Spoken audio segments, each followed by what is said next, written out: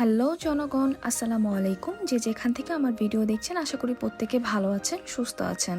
এই সময় আমার আর আমার বন্ধুর থাকার কথা ছিল কাশফুলে, কিন্তু চলে আসছে একটা রেস্টুরেন্টে। সে মনে হচ্ছে ভুল করি নাই, কারণ রেস্টুরেন্টটা অনেক সুন্দর। কাদা ভাঙাচোরা রাস্তার ভিতরেও যে এত সুন্দর একটা রেস্টুরেন্ট থাকতে পারে এটা জাস্ট না দেখলে বিশ্বাস হবে না। এখানে এত পরিমাণে ভিড় ছিল, এখানে কোথাও বসার জায়গা নাই। বাসা থেকে বের হওয়ার পরে ফিল করতে পারি এত গরমে কাশফুলে যাওয়ার ডিসিশনটা টোটালি ভুল।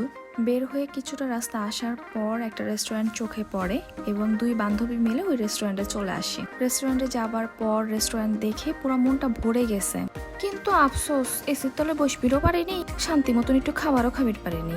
আপনারাই বলেন গরমে কি বেশি ভারী খাবার খাওয়া যায় নাকি? এখানকার এক একটা কর্নার খুব সুন্দর করে ডেকোরেটেড ছিল, পুরাপুরি অ্যাস্থেটিক একটা ভাইব দিচ্ছিল।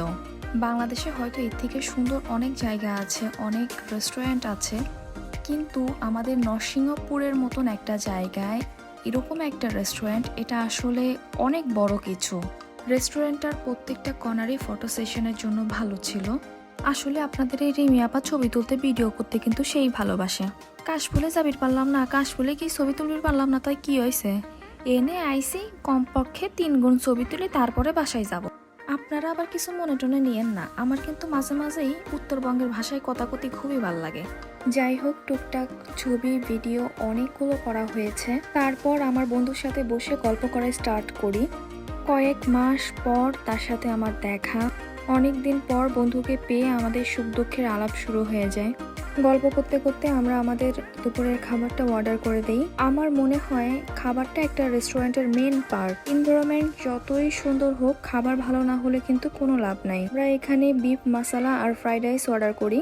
ট্রাস্ট মি, খাবারের পরিমাণ অনেক কম ছিল। প্রাইসিং এর তুলনায় খাবারের কোয়ালিটি একদমই ভালো ছিল না। এখানে মেনুতে খাবারের অপশন অনেক কম ছিল, হালকা খাবারের কোনো অপশনই ছিল না। আসলে আমরা চেয়েছিলাম হালকা খাবার খাবো, কারণ এত গরমে ভারী খাবার খাওয়া যায় না। খাবার শেষ করে বিল দিলাম। বিল নিয়ে একটা কথাই বলবো ভাই, এদের প্রাইসিং অনেক হাই। বিল দেওয়ার সিস্টেমটাও ভালো ছিল।